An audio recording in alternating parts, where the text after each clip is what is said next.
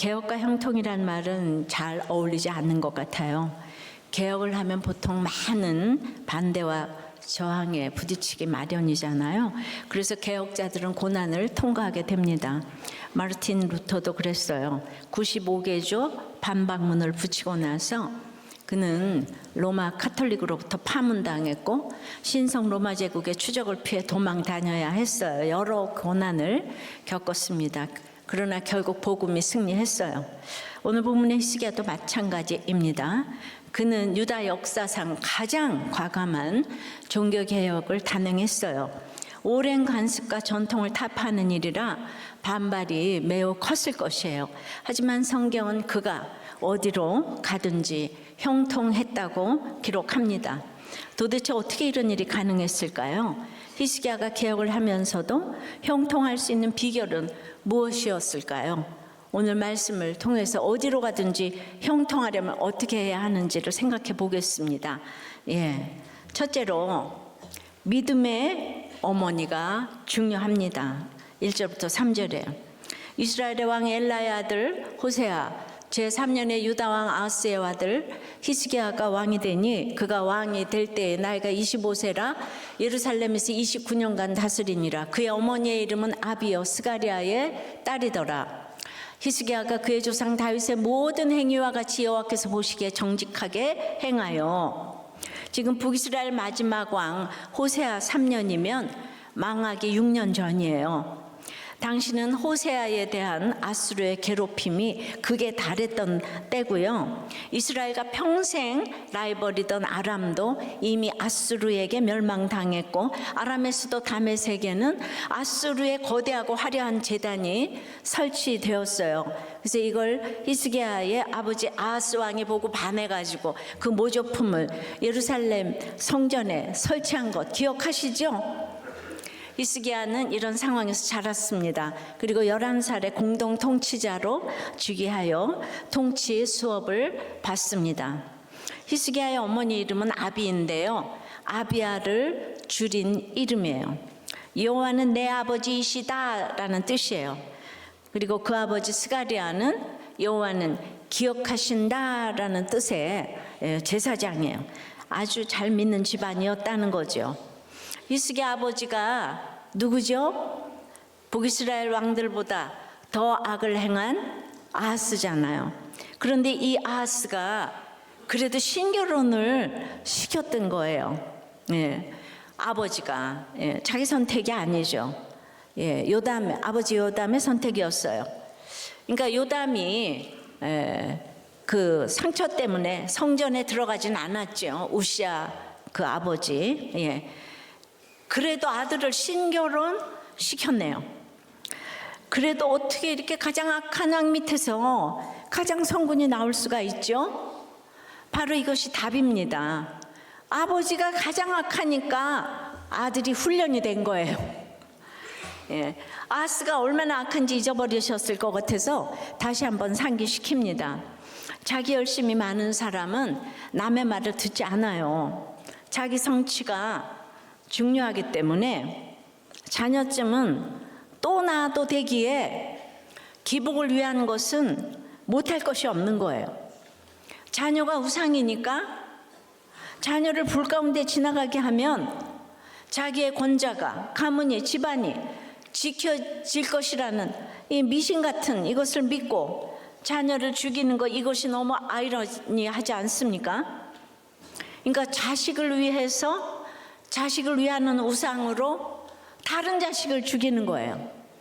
그러니까 자식을 인격체로 알지 않고 또 낳으면 되는 하나의 원 오브 댐으로 알고 어떤 유물론적인 것으로 알기에 이걸 지금 시대에 적용해 보면 어때요? 항상 성경은 나에게 주는 말씀으로 들어야 되잖아요. 그러니까 바쁘니까 내가 앞으로 낳을 자녀와 행복하게 살기 위해서 지금은 공부를 해야 되니까. 그래서 지금은 자녀를 낙태해야 될 때다. 이게 다를 게 뭐가 있어요, 그죠? 앞으로 나올 자녀 때문에 지금 자녀를 죽이는 거예요. 이런 아버지는 약한 아들은 가차없이 버리고 차별하고 센 놈만 살아남으라고 온몸으로 세상 가치관을 보입니다. 약한 수정란은 버리고 강해 보이는 배아만 착상시키는 것도 마찬가지 아닐까요? 몰래 우상을 섬기며 자녀를 위한다고 자녀를 죽이는 그것이 진정한 사랑은 아니지요. 그런데 이 사람이 왕이잖아요. 왕이니까 말릴 자가 없는 거예요. 그러니까 아하스는 그 비교적 선한 아버지 밑에서 눈물이 무엇인지 모르고 자랐을 거예요. 그런데 히스기야는 이런 무섭고 잔인한 아버지 밑에서 그냥 이게 악의 평범성으로 자랄 수도 있었는데요. 이 아버지를 분별하고 눈물 흘려 기도한 어머니 덕분에 고난의 인생에서 눈물 흘려서 같이 기도했기 때문에 아버지에 대한 상처와 원망과 슬픔 속에 빠져있지 않고 왕이 되자마자 아버지가 말아먹은 나라를 회복시킬 수 있는 아들로 준비된 거예요. 저는 이런 아들이 남한뿐 아니라 북한에서도 꼭 한 명 나오기를 기도합니다. 근데 3대째 되도록 안 나오고 있어요. 그러니까 저 또한 상처가 많았지만은 이 30대에 갑자기 과부가 된 것은 너무나 불쌍한 일이잖아요.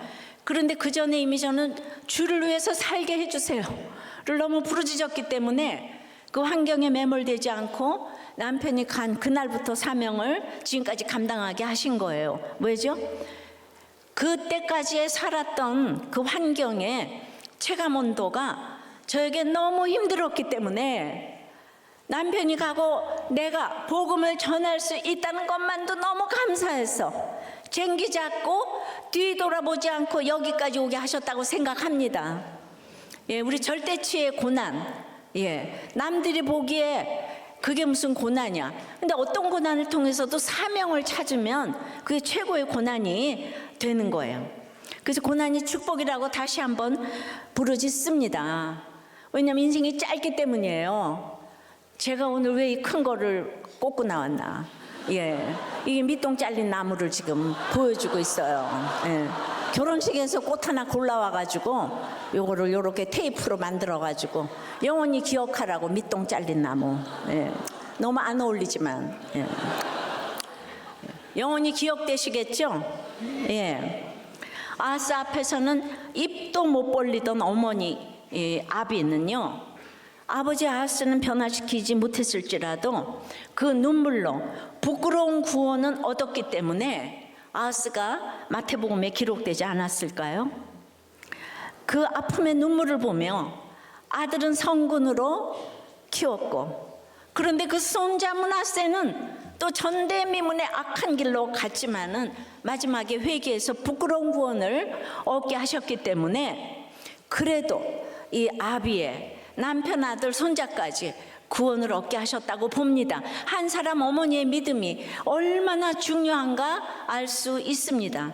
열왕기 저자가 남북 왕조의 왕들을 공평하게 소개하고 있지만은 북조는요, 똑같은 기간에 9번의 쿠데타가 계속 일어나서 북에만 언급이 돼요. 근데 이 저자의 관심이 남유다의 왕들에게 집중되고 있는 것은 아무리 악하고 연약해도 다윗 왕조는 하나로 이어졌기 때문이에요. 이것이 아하스가 아무리 악하고 형편없어도 남유다의 그 예수씨가 중요하다는 것을 의미하는 거예요. 그래서 유대인들은 목에만 확실하면 유대인으로 쳐주잖아요. 믿는 사람으로 쳐주는 거예요. 자, 이 어머니의 믿음으로 히스기야가 믿는 사람으로 자랐어요. 하나님의 능력만을 의지했던 상황이었겠죠. 히스기야란 이름은 여호와께서 강하게 하셨다. 여호와는 나의 힘이시다. 에스겔과 참 뜻이 비슷한 것 같아요. 자, 그래서 히스기야는 개혁을 할 수 있는 아들로 준비되었는데요. 우리가 보니까 악한 부친 밑에서 성군이 나오고, 이 최고의 성군 히스기야 밑에서 가장 악한 왕 므낫세가 나오는 구조는 오직 믿음으로 구원받는다는 여전한 그 믿음의 원리를 보여주고 있어요. 물론 성군 밑에 성군, 악한 왕 밑에 악한 왕도 나오는 4가지 모델이 골고루 존재합니다. 그러나 여러분들, 고정관념을 버려야 된다는 거예요. 오직 믿음을 가지는 것이 가장 중요하다는 거예요. 믿음을 가지면 여호와께서 강하게 하실 줄 믿습니다. 하여튼 엄마 한 사람이 중심 잡고 해석을 해주고 가니까 이가 잔인한 아버지 밑에서 가장 불세출의 지도자가 나왔습니다, 여러분. 이거 옳고 그름으로 따지지 말라는 거예요. 적용 질문이에요. 여러분의 모델은 네 가지 중에서 어떤 거예요? 악한 부모 밑에서 가장 선한 자냐고 나올 거 믿습니까? 신결혼은 필수라는데 얼마나 동의합니까? 나는 어떤 엄마입니까? 어떤 아내입니까? 제가 왜 엄마 아내만 얘기할까요? 여자가 재질이 좋잖아요. 여자는 뼈고 남자는 흙이잖아요. 예, 여자가 잘하면 다 되는 거예요. 알았어요? 남편 탓 좀 그만하고 여자가 중심 잡아야 돼. 재료가 좋아서, 재료가 좋은 사람이 늘 사과를 하고 재료가 늘 좋은 사람이 가정을 이끌어 가야 돼. 알았습니까? 저는 이 전 세계의 문제는 가정의 문제라고 해도 과언이 아니라고 생각해요. 1981년 독일의 31살 아이 엄마가 7살 딸을 납치 살해한 범인을, 자기 딸을, 그냥 재판을 하고 있는데 재판정에서 총을 쏴서 죽인 사건이 있었어요. 7발의 총을 쐈어요. 그럼 우리는 전 세계가 들끓었죠. 그 범인은 저기 해야 되고 이 엄마는 죄가 없다, 감옥에 가두면 안 된다, 뭐 이러면서 그랬어요. 그러니까 이 엄마가 완전히 저자를 죽여야 되겠다. 그러니까 이제 여기도 감정 컨트롤이 안 되는 거잖아요. 나라에서 죽여줄 건데. 그럼 이제 우리는 이럴 때 옳고 그름 말고요. 이게 구속사로 해석하지 않으면 100년이 가도 해석이 안 돼. 이 집은 양쪽이 다 원수가 되는 거예요. 그 엄마 마리아는요, 미혼모로 2아이를 입양시켰어요. 세 번째 미혼모로 술집에서 일하면서 그 아이를 키우다가 아침에 엄마와 싸운 아이가 학교 안 가고 배회하다가 납치를 당해서 성폭력에 살해까지 당했죠. 그럼 왜 이런 일이 왔을까? 그 마리아네 부모도 다 이혼하고 이래가지고 돌봄을 받지 못했어요.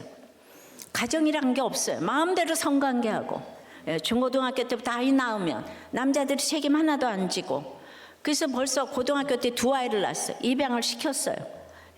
그 이제 세 번째 아이는, 근데 남자들은 다 아이만 낳고 떠나버렸어요. 그러니까 무서운 피해의식이 있는데, 그 남자는 또 납치한 남자는 성중독인 거예요. 이 양쪽의 남자 여자가 자기 얘기를 나눌 때가 이 세상에 없는 거예요. 그래서 유럽이 지금 이제 유럽에 예수가 죽었어요. 인본주의가 아주 왕노릇하잖아요. 그러니까 교회가 없고 이런 얘기를 하나도 할 데가 없는 거예요. 제가 이걸 보면서 모두 우리들 교회 목장에 오면 얼마나 좋았을까. 이거 그러니까 뭐 아이를 어떻게 낳아야 되는지 키워야 되는지 얘기할 사람이 이 세상에 없어요. 유럽이 잘 먹고 잘 살면 뭐 하겠어요. 예수가 실종이 됐는데 어떻게 예수 없이 이 무서운 세상을 살 수가 있겠습니까? 다 똑같다는 생각을 해요. 가정이 살아야 모두가 살아나는 거예요. 지역감정, 진영 논리 다 마찬가지인 거예요. 환경을 해석을 하니까 형통한 거예요. 그러니까 똑같은 상황이에요. 어저께 청년부 교폐가 끝났어요. 피드백 몇 개만 좀 읽어드릴게요. 우선 안 갔으면 이 큰 사랑을 몰랐을 텐데 아찔합니다, 뭐 이런 얘기가 있고요. 자기는 아빠를 어렸을 때부터 죽이고 싶고 미워하고 다 똑같은 거예요. 그런 청년이 한둘이 아니에요. 아빠를 죽여야 되겠다. 근데 믿음이 없으면 그 실행하는 거예요. 그래서 부모랑 안 보는 집도 너무 많아요. 그랬는데 아빠를 지체로 바라보게 해달라고 간구하면서 교회 가서 먼저 회개하지 못했던 걸 회개하면서 방언이 터졌습니다. 또 하나 친구는 교제 중인 여자친구가 위암 사기 판정을 받고 갔는데 이 모든 기도와 저의 기도로 저도 방언이 터지게 되면서 사건이 해석된 은혜를 주셨어요. 또 하나는 진짜 은혜 너무 받았는데요. 기대를 안 하고 온 조언들도 다 기대보다 훨씬 더 좋았다고. 조 전체가 하나가 되어 기도하고 찬양하고 말씀 듣고 나누고 공감하고 위로하고 즐겼던 행복한 시간이었고요. 수련회 맨 앞줄에서 예배드리고 다 같이 강단에 올라가 무릎 꿇고 기도하고 눈물 펑펑 흘리며 기도하다가도 언제 그랬냐는 듯이 미친 듯이 춤추고 뛰고 찬양하고 2박 3일 동안 단 한순간도 행복하지 않았던 순간이 없었어요. 이번 큐페를 통해서 하나님을 깊이 만나게 해달라는 것이 기도 제목이었는데 우리 조언 모두가 다 만났어요. 정말 은혜였습니다. 할렐루야. 결혼을 앞둔 40여 커플이 맨 마지막에 단상에 올라 축복을 받는 장면은 마치 올림픽 시상대 위의 메달리스트와 같은 영광스러운 순간처럼 느껴졌습니다. 그리고 다들 아이 많이 낳겠다고 선포했답니다. 그리고 이제 우리 김지연 강사님이 가스 번호만 있으면 결혼해 라고 외치셨대요. 가스 번호만 있으면. 알았쇼? 그러니까 보세요. 이렇게 다 해석이 되니까 살아가는 거죠. 독일이면 뭐하고 미국이면 뭐해. 예수가 없으니까 다 비참하게 살아. 여러분들 아무리 훌륭한 학교 가서 동창회 가면 맨날 만나면 무슨 말해요. 우리도 교회처럼 매일 목장에서 이렇게 살아있는 얘기를 자기를 직면하는 얘기를 하는 나눔은 이 땅에 없어요. 여기는 정말 천국 공동체 맞아요. 누가 자기 얘기를 합니까? 다 가면 쓰고 좋은 얘기만 하고.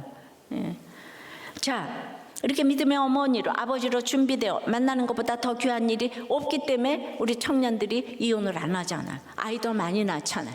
다 잘 살잖아요. 지금이 얼마나 위기인데요. 자, 어디로 가든지 형통하려면 첫째 믿음의 어머니가 중요합니다. 두 번째는 뿌리 깊은 우상을 제거해야 합니다. 자, 히스기야가 다윗처럼 살아서 정직행한 일은 무엇일까요? 4절이에요. 그가 여러 산당들을 제거하며 주상을 깨뜨리며 아세라 목상을 찍으며 모세가 만들었던 노뱀을 이스라엘 자손이 이때까지 향하여 분향함으로 그것을 부수고 느흐수단이라 일컬었더라. 그가 다윗과 같은 이 일을 한 사람이 바로 그 사람이 히스기야다 이런 뜻이에요. 하나님이 너무 깊어서 주목해서 보셨다는 거예요. 무슨 일로요? 산당을 제거하고 주상을 깨뜨리며 아세라 목상을 찍었다는 거예요. 여러분 기다리고 드디어 기다리던 그 한 사람이 유다에 나온 거예요. 남북 이스라엘을 통틀어서 처음으로 이런 성군이 나왔어요. 유다 왕들 나올 때마다 그렇게 징그럽게 붙어있던 문구 산당은 제거하지 아니하였으니 제거하지 않았던 산당이에요. 산당을 드디어 히스기야가 제거했어요. 악의 평범성에서 드디어 악이라고 외치는 왕이 나왔다는 거예요. 이거는 악이다. 바알 주상과 아세라 목상까지 다 깨트리고 찍었어. 히스기야가 처음이에요. 그리고 또 뭘 부셨습니까? 모세가 만들었던 놋뱀을 부쉈어요. 민수기 21장 6절에 보면은 광야에서 이스라엘 백성이 하나님 원망하다가 불뱀에 물려 많은 사람이 죽었어요. 또 21장 9절에 보면은 그때 9절에 보면 그때 모세가 놋뱀을 만들어 장대 위에 달았더니 그것을 본 사람이 모두 살았어요. 이 놋뱀이 모세가 만든 진품이라면 몇 년 된 보물일까요? 한 700년 정도 된 보물일 거예요. 보물이면 그냥 박물관에 두고 볼 일이지. 유다 백성이 이걸 어떻게 했대요? 분향했다고 해요. 여러분 불뱀은 하나님의 심판이고 놋뱀은 구원이에요. 모두 하나님이 하신 일이에요. 그러니까 놋뱀은 원망하니까 사실은 십자가를 상징하는데요. 그걸 보면 하나님 원망한 것을 회개해야 되는데, 그러니까 십자가는 삶에서 잘 죽어지라는 것인데 죽어지지는 않고 자기들을 살려주었다고 놋뱀을 지금 우상처럼 섬겼다는 거예요. 우리를 살려줬다. 육적으로 살려줬다. 이게 그렇게 남아요. 베드로 성당에 베드로가 묻혀 있다고 2000년 동안 전 세계에서 보러 가는 거예요. 거기 가면 시장처럼 인파가 많아가지고 관광 수입이 너무 많아서 거기가 바티칸이 에버랜드보다도 작은데요. 인구는 여성 32명에 남성 540명, 총 572명인데 바티칸 공화국으로 독립국가가 됐잖아요. 이 바티칸의 우상이 대단합니다. 그러니까 히스기야가 우상 숭배하지 말란 명령을 백성이 들을 리가 없다는 걸 너무 잘 알았어요. 그래서 그 역사적인 보물을 아낌없이 부셔버립니다. 부셔버립니다. 그래서 산당 자체를 제거하고, 모든 우상을 심지어 최고의 노뱀 보물까지도 박살내서 느흐스단, 노조각으로 만들어 버립니다. 이게 무엇과 같은가 하면요, 이 캐톨릭에서 루터가 개혁해서 개신교가 나왔잖아요. 거기 면죄부 팔고 막 이랬잖아요. 돈 가지고 천국 간다. 그래서 개신교가 나왔는데 아직도 캐톨릭은 건재하고 있어요. 마리아를 숭배하며 여호와도 경외하는 이 천주교를 누가 우상이라고 할 수 있겠습니까? 이런 걸 히스기야가 했다는 얘기예요. 누구도 못하는 거를 히스기야가 했다는 거예요. 여러분, 이렇게 대대로 내려온 우리의 뿌리 깊은 우상을 제거한 것을 하나님은 주목해서 보셨어요. 우리도 개인마다 가정마다 뿌리 깊은 우상이 다 있어요. 자기 숭배의 함정에 빠진 줄도 모르고 빌고 비는 그 기복의 대상들이 있어요. 점 보고 제사 드리는 것처럼 진짜로 다른 신을 섬기는 문자적인 우상 숭배도 있겠지만요, 그게 아니더라도 문화적으로 너무 평범해서 악인 줄 모르는 우상 숭배도 있어요. 뭐든 중독이 되는 거는 다 우상 숭배겠죠. 특별히 유명인 그 중독이 있어요. 이념 중독이 있어요.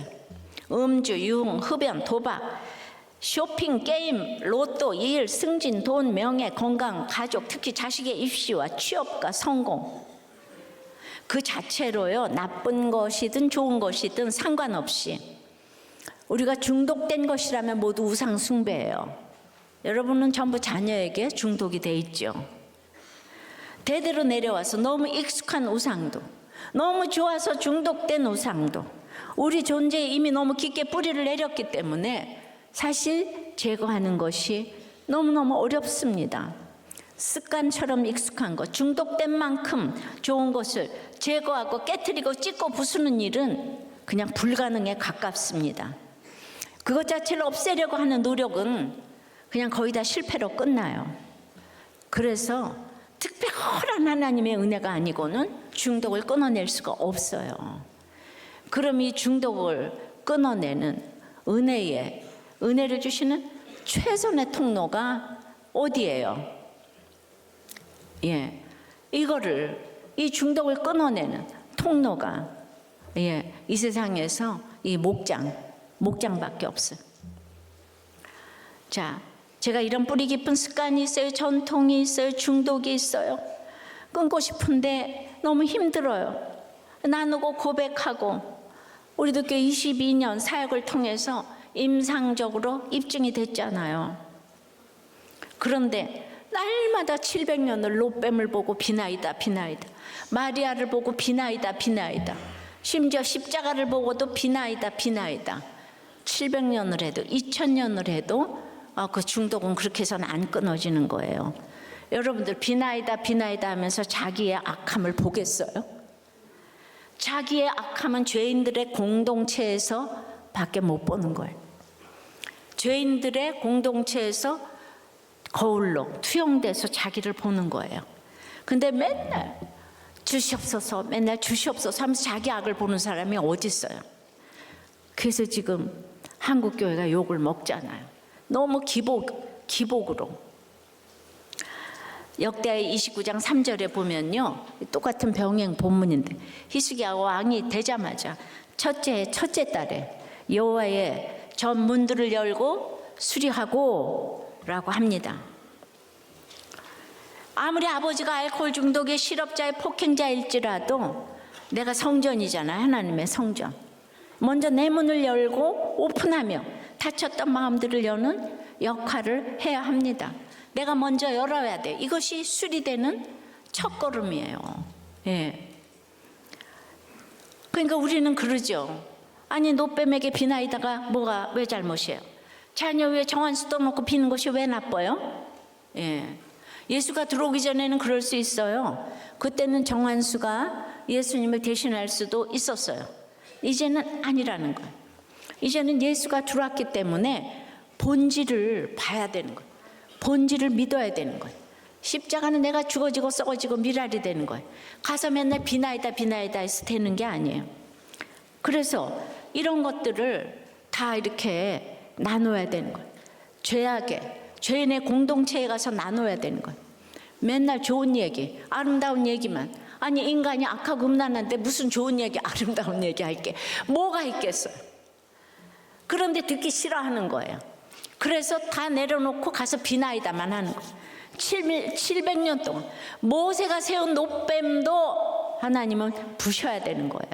근데 이거를 아무도 못하는 거예요. 예, 누가 천주교를 우상이라 그러겠어요?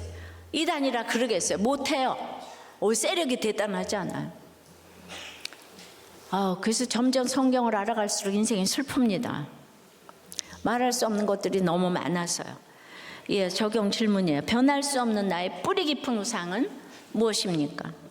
그것을 제거하기 위해 시작해야 할 작은 적용 하나는 무엇입니까? 제가 결혼 전에 사회 초년 시절에 담배 피우지 않는 비용으로 매주 로또를 사며 일확천금의 욕심을 꿈꿨대요. 그래서 평생 번호 하나 정해놓고 매일마다 똑같은 번호로 구입을 했대요. 그래서 매주일 갔대요. 그런데 매주일 가다가 회사 일로 너무 바빠서 한 주 가지 못했대요. 예. 혹시나 다음 주 번호를 맞춰보았더니 그것이 1등 당첨 번호 6개가 정확히 일치했다는 거. 이틀 동안 잠이 다 안 오고 내가 왜 회사 일이 바빠서 그 주에 로또를 못 샀는지. 한 달 동안 안 가다가 평생 번호를 바꾸어가지고 이제 한 달 만에 구입했는데 또 3등에 당첨이 돼서 150만 원을 받았다네요. 예. 그런데 그렇게 천국에서 큰 자가 되기를 소망해야 되는데 이렇게 땅에 소망을 두는 사람처럼 살았다고. 이분은 그냥 한량없이 착해 보이는 마을님이에요. 왜 이거 목장에서 이런 얘기를 하는 거죠. 하는 거예요. 이게 좋은 얘기만 해요. 지금도 욕심이 뭐 올라오는 게 있다고 그러네요. 예. 자, 어디로 가든지 형통하였더라. 첫째 뭐라고요? 믿음의 어머니가 너무 중요해요. 저는 아무리 강조해도 아내와 어머니의 역할은 너무 절대적이라고 생각합니다. 예. 둘째는 뿌리 깊은 우상을 제거해야 합니다. 세 번째는 여호와를 의지하고 연합하면 함께 하시기 때문에 형통한 거예요. 예, 유다의 최소 250년, 노뱀부터 하면 700년, 최초의 자기 숭배자였던 아담부터 따지면 수천 년 이어진 이 뿌리 깊은 우상 숭배를 제거하는 것은 아무리 권력이 큰 왕이라 해도 너무 어려웠을 거예요. 사회적으로 엄청난 반대가 있었을 거예요. 장관, 귀족, 군인, 백성, 심지어 제사장들 중에서도 다 반대 목소리가 대단했겠죠. 왜냐하면 자기들에게 너무 익숙하고 편하고 좋은 거잖아요. 복을 불러오는 통로잖아요. 그걸 없앤다고 하니까 극렬히 싫어하는 거예요. 우리 조선 왕조가 이제 완전히 망하기 직전이었잖아요. 예, 그래서 그 갑신정변에 이거 과거제도 없애고 다 없애고 양반 다 없애고 어쩌고 저쩌고 했는데 3일 천하로 끝난 거 아시죠? 예, 이 기득권층이 열렬히 반대했잖아요. 예, 자기 자리를 누가 놓을 수가 있겠어요. 그러므로 개혁은 진짜 목숨을 내걸지 않으면 안 되는 거예요. 그러니까 히스기야도 역대하에 보면 이 수리하며 그 다음 줄 구절이 4절부터 제사장 레위부터 모으는 거예요. 이거를 잘한 것 같아요. 그러니까 구속사를 전하기 위해서도 목사님 큐티 목회 세미나를 왜 하냐면 목사님 한 사람이 교회를 변화시키잖아요. 그걸 10년 동안 했잖아요. 그런데 히스기야가 그렇게 했더라고요. 제사장 레위부터 모아가지고 양육을 시켰더라고요. 그 중요한 게 뭐예요? 히스기야가 어떻게 했어요? 5절입니다. 히스기야가 이스라엘 하나님 여호와를 의지하였는데 그의 전후 유다 여러 왕 중에 그러한 자가 없었으니, 이 상황에서 히스기야는요 지금 너무 힘든 다 둘러싸인 이 상황에서 하나님 여호와를 의지했어요. 의지하다는 열왕기에서 히스기야에게만 쓰인 단어인데요, 불안하고 두려운 상황에서 하나님만 믿고 힘입어 안정과 평안을 찾는다는 뜻이에요. 여호와도 믿는 게 아니고 여호와만 믿어가지고. 전제가 뭐예요? 불안하고 두려운 상황에서 적군이 사방을 포위하여 어찌할 수 없는 상황, 마음이 어렵고 무섭고 떨리는 상황이 온 거예요. 이때 어떻게 합니까?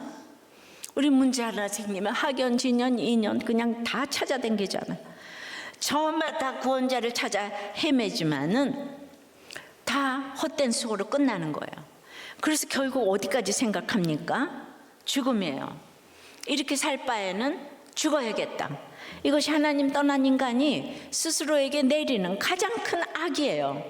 그런데 이 큰 악을 우리나라가 그동안은 비교적 이 단일 민족에 이렇게 자살도 안 하고 비교적 굉장히 퀄리티가 좋은 민족이었어요. 근데 이 악을 요즘 너무 쉽게 행하는 거예요. 지난 주간도 유명 연예인의 작년에는 기상캐스터 등 아주 무서운 시대가 되어서 살았을 때는 그렇게 악플로 괴롭히고 나서 죽고 나면 굉장히 또 위한다고 그래, 그 사람들을. 그러니까 사람들의 말에 일희일비하면 안 되는 거예요. 아무리 힘들어도 힘든 상황은 알겠지만 그런 선택을 하면 안 되는 거예요. 자살은 이 시대에 악의 평범성이 돼가고 있어요. 낙태를 힘들어하다가 다 하니까 다 따라 했잖아요. 요즘에는요 자살했다고 해도 별로 놀라지도 않아요. 정말 큰일이라고 생각합니다. 자살이 타살보다 더 나쁜 것은 자살은 회개할 기회가 없잖아요. 그래서 포괄적 차별금지법, 자살, 이혼, 이 모두 이론론인 거예요. 이렇게 살 바에는 속지 마세요. 죽음 외엔 생각할 수 있는 게 없는 이 힘든 상황이 성도에게도 똑같이 찾아와요. 그런데 이때 성도는 어떻게 합니까? 큐페 가야죠. 아니, 특별히 한 청년이 자살 중독 때문에 살려고 왔다는데 하나님 만났다고 해요. 이번에 와서 하나님 만났대요. 말씀이 변화시키는 거예요. 뿌리 깊은 우상을 제거하기 위해서 영적 전쟁을 치르면서 히스기야는 사람 의지하지 않았어요. 왕권도 의지하지 않았어요. 군대도 의지하지 않았어요. 오직 하나님만 의지했어요. 여호와 보시기에는 악인 것이 사람이 보기엔 악이 아닌 것이 많아요. 여러분, 하나님을 버리는 것은 사람을 취하는 거예요. 그래서 불신 결혼하려고 그 사람 취하려고 하나님 버리고 나가잖아요. 불신 결혼하려고 교회를 떠나요. 그러니까 하나님이 없으니까 인본주의를 취하고 권력을 취하고 미모를 취하고 열심히 쫓아다니나 그것이 인간의 일이기 때문에 사람 쫓아다니는 사람은 하나님을 취할 시간이 없는 거예요. 결국엔 우상이기 때문에 모래성인 거죠. 하나님이 계시는 성전을 등지고 거룩한 곳은 자꾸 피하게 되는 거예요. 하나님만 의지하지 않고 하나님도 의지하기 때문에. 그래서 주님은 히스기야의 이 믿음을 크게 칭찬하시는 거예요. 이전에도 이후에도 없을. 이 히스기야가 유일하다. 그래서 막 기쁨을 이기지 못하시는 거예요. 근데 히스기야가 이렇게 된 게 히스기야 자기 자신이 믿음이 좋은 거예요. 하나님의 은혜지만 오직 아버지 아스의 공로 아니겠습니까? 그 집집마다 힘든 가족들이 있으면 공로자인 거예요. 공로자. 그 죽고 이혼하고 그럴 게 아닌 거예요. 인생이 밑동 잘린 나무기 때문이에요. 짧아요. 사명 감당하셔야 돼요. 이어지는 6절, 7절, 8절에 곧 그가 여호와께 연합하여 그에게서 떠나지 아니하고 여호와께서 모세에게 명령하신 계명을 지켰더라. 여호와께서 그와 함께 하심에 그가 어디로 가든지 형통하였더라. 저가 아스루 왕을 배반하고 섬기지 아니하였고 그가 블레셋 사람들을 쳐서 가사와 그 사방에 이르고 망대에서부터 견고한 성까지 이르렀더라. 히스기야가 이렇게 하나님을 의지하니까 자연히 하나님과 연합한 거예요. 하나님께 연합했어요. 예. 연합은요, 그냥 친분이나 동맹을 맺는 게 아니에요. 아주 딱 달라붙어서 하나처럼 되는 거예요. 피부와 살이 뼈에 붙었다고 할 때 쓰였어요. 남편과 아내가 합하여 둘이 한 몸을 이룬다고 할 때 쓰였어요. 룻이 시어머니를 붙쫓았다고 할 때 쓰였어요. 히스기야가 어디에도 기댈 수 없고 누구에게도 마음을 둘 수 없고 이야기도 할 수 없고 자기 편이 하나도 없는 상황에서 하나님께 딱 달라붙었다는 거예요. 세상 모두가 반대할 때도 절망해서 죽을 생각을 하는 대신 하나님께 딱 달라붙었다는 거예요. 그래서 히스기야가 딱 풀 성도였다는 거예요. 좀 딱 달라붙으라고. 이렇게 하나님께 딱 붙어서 연합했기 때문에 히스기야는 하나님을 떠나지 않았어요. 사실 떠날 수 있는 것이 없었어요. 하나님께 붙어 있는 것 말고는 히스기야가 할 수 있는 게 없었어요. 우리는 떠날 곳이 있기를 구해요. 그래서 늘 플랜 B를 준비하죠. 내가 너 아니면 사람이 없는 줄 알아? 내가 여기 아니면 갈 곳이 없는 줄 알아요? 이것이 여러분들이 너무 외치고 싶은 말이잖아요. 이런 말 좀 속 시원하게 하고 딱 사표내고 나오면 너무 사이다. 예. 그렇죠? 그래서 죽고 이혼하고 그러는 거예요. 예. 저는 아주 우리 집이 망한 게 얼마나 감사한지, 우리 집이 부자였다면 나는 이혼했다고요. 내가 왜 살아요? 그래서 내가 잘난 게 없고 우리 집이 망해 주었기 때문에 날이 갈수록 감사한 우리 집의 망함. 이게 구속사로 해석을 잘해야 돼요. 내가 다 갖췄는데 우리 집이 돈까지 많았는데 내가 왜 걸레질하면서 그 시집살이를 하겠어? 남편한테 매 맞아가면서 내가 그거를 왜 살아요? 돌아갈 곳이 없으니까. 예. 그래서 진짜 하나님 외에 떠날 데가 없는 게 축복이에요. 받아주는 사람도 없고 갈 곳도 없고, 그래서 하나님만 의지하고 연합하고, 예. 그러면 전무후무한 믿음의 사람이 되니까 바로 갈 곳 없고, 예. 받아주는 사람 없는 게 최고의 노후 보장이라 이 말이에요. 우리는 밑동 잘린 나무기 때문에. 잠시 후에 누가 먼저 갈지 어떻게 알아요, 그죠? 그러니까 우리가 떠날 곳 없어 걱정이고 두렵고 불안하고 그냥 노후를 염려하고 하는 지금 상황이 축복인 거예요. 하나님이 여러분을 떠나보내시지 않겠다는 강력한 의지의 표현인 거예요. 힘들수록 여호와께 연합합시다. 두려울수록 하나님께 딱 붙어 있읍시다. 예, 어떤 상황에서도 연합할 때 어디로 가든지 형통하기 때문입니다. 왜죠? 하나님께 연합한 사람은요, 오늘 그 말씀, 계명을 지킨다고 그랬어요. 말씀을 무시하지 않아요. 말씀을 듣고 그대로 하고자 애를 씁니다. 여호와께서 함께 하시는 사람은 그래서 함께 하시니까 공동체를 귀하게 여깁니다. 공동체를 무시하면 형통하지 못해요. 예.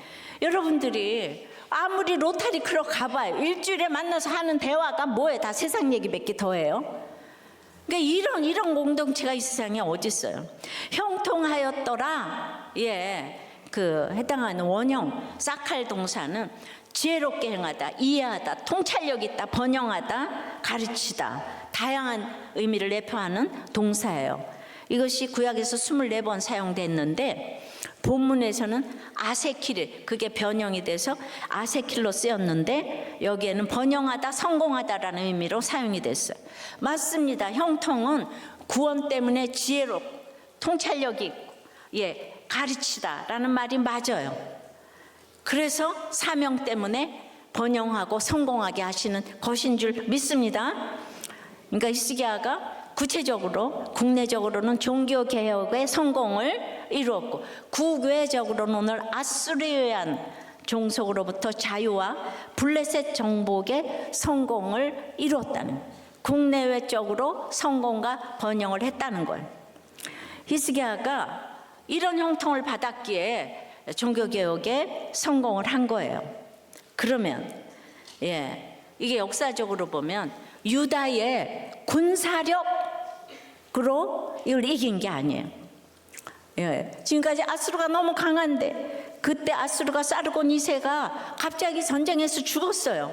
그리고 그 아들 사네립이 왕위에 오른 상황이었는데요, 이 왕권 교체기를 틈타가지고 유다와 블레셋에 대한 장악력이 갑자기 좀 약해졌어요. 지금 딴 군데 이제 저기 이끌고 반란군을 진압해야 됐기 때문에. 무슨 뜻이에요? 하나님이 히스기야와 함께 하셔서 어디로 가든지 형통하게 하시니까 세계 전체가 히스기야를 위해서, 유다를 위해서 돌아가게 하셨다는 거죠.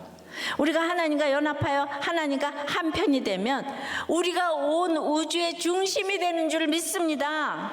왜 중심이 되게 하십니까? 구원을 위해서죠. 가족과 지체와 이웃을 섬길 힘도 주시고 지혜도 주시고 권세도 주시는 것은 구원 때문에.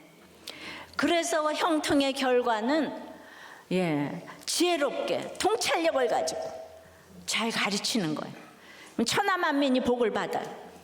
우리 집이 복을 받고 목장에서 복을 받고 하나님이 나와 함께 하시면은 천하만민에게 복을 전하는 통로가 되는 것입니다. 형통은 이 세상에서 잘 먹고 잘 사는 것이 아니에요. 참으로 예수 그리스도께서 이루시고 성령께서 우리 각 사람에게 적용해 주시는 구원의 복이에요. 여러분, 그렇게 제가 어디로 가든지 형통케 하신 걸 여러분들은 보고 계시죠? 지금 전 세계의 복음을 전하는 정말 상상이 안 되는 일이 일어났습니다. 어디로 가든지 형통한 이 복을 받으시기를 바랍니다. 또 복을 받게 하는 통로가 되실 줄 믿습니다.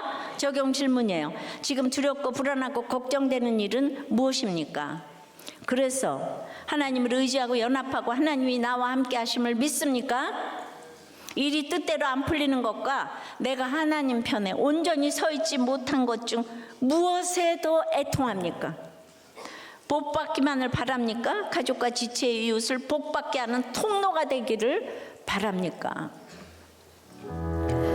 어디로 가든지 형통하였더라 인생을 깨닫고 신앙 고백으로 드리는 헌금을 받아 흠양하여 주시옵시고, 이 말씀대로 너희의 온전한 11조로 창고에 들여 나의 집에 양식이 있게 하고 그것으로 나를 시험하여 내가 하늘문을 열고 너희에게 복을 쌓을 것이 없도록 붙지 아니하나 이 보라에 축복을 내려 주시옵소서. 그래야 저희들의 사업과 회사와 이 공부와 프로젝트와 아이디어와 또한 생명의 잉태와 건강과 물질과 관계와 목장에 기름을 부어 주시옵소서. 예수 그리스도 이름으로 기도드리옵나이다. 아멘.